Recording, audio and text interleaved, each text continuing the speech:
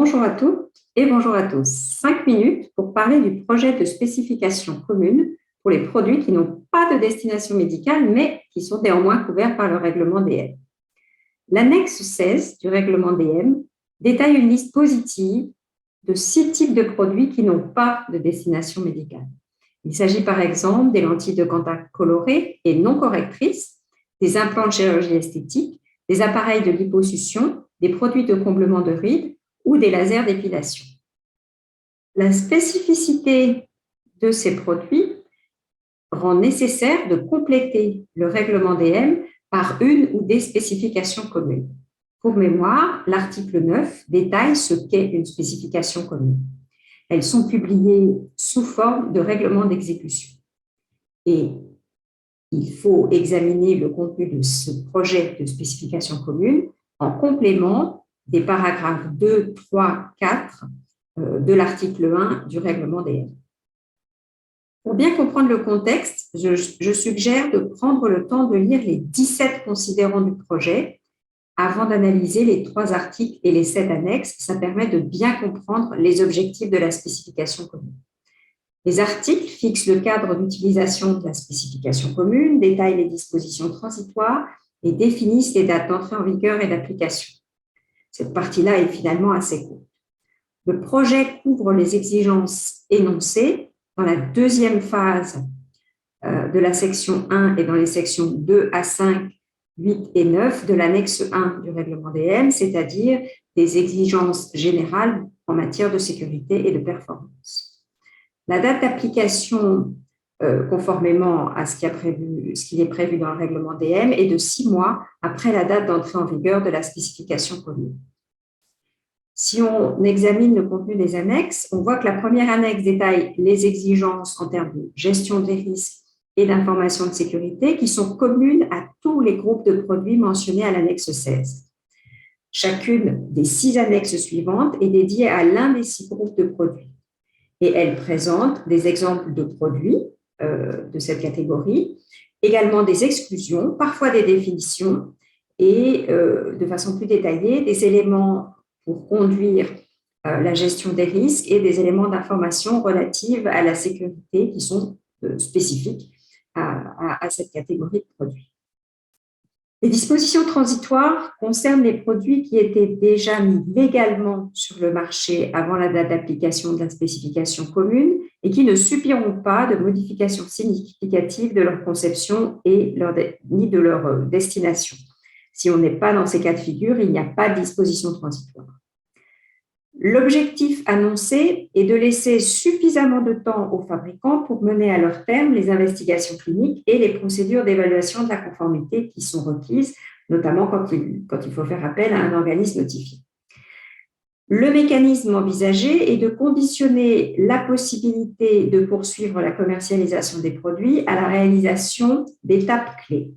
Alors, je rappelle à nouveau qu'il s'agit d'un projet et que donc tout est à prendre au conditionnel. Alors, ce qui est proposé, c'est que pour les produits pour lesquels il sera nécessaire de procéder à une investigation clinique, le fabricant pourra d'abord bénéficier d'une extension de commercialisation de 6 mois, soit 1 an après la date d'application de la spécification commune, à la condition que le promoteur ait déposé sa demande d'investigation clinique au préalable.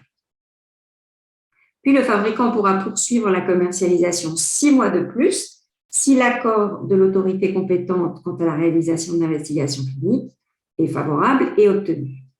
Enfin, le fabricant pourra poursuivre la commercialisation jusqu'à 3 ans après la date d'application si l'investigation clinique est débutée avant la date d'application plus 18 mois.